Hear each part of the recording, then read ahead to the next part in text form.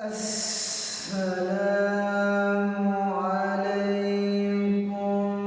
ورحمة الله وبركاته.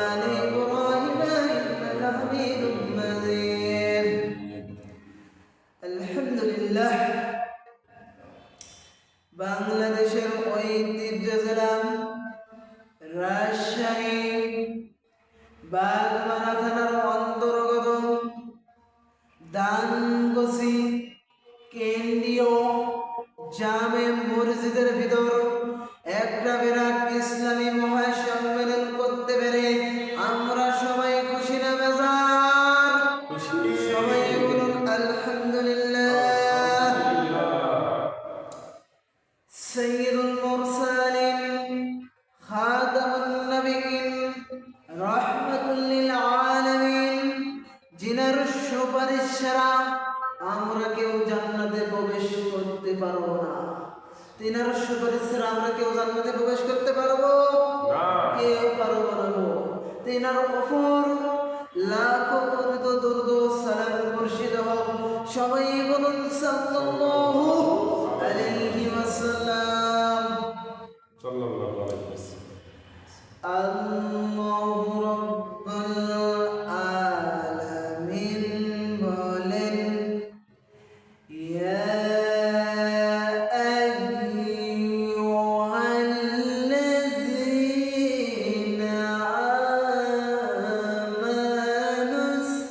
আমানুস্তাঈনু বিস-সাবরি ওয়াস-সালাহ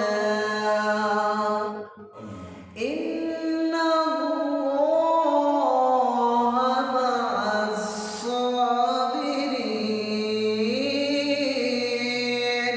আল্লাহু আকবার।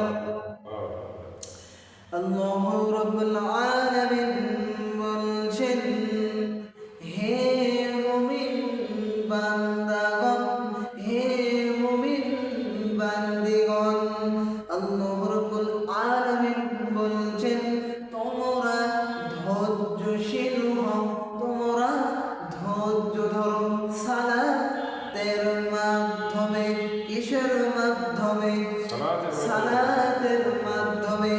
আর তোমরা সাহায্য প্রার্থনা করো একমাত্র সালাত কায়েম করার পর কার কাছে সাহায্য প্রার্থনা করবা?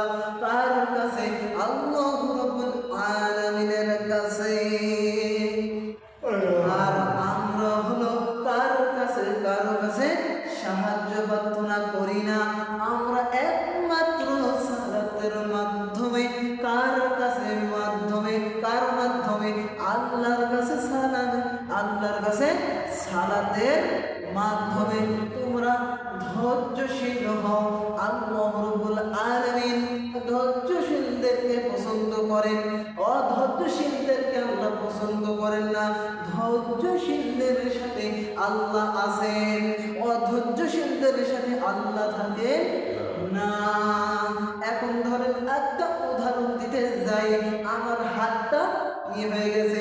ধরেন সাপোজ একটা উদাহরণ, হাতটা ভেঙে গেছে।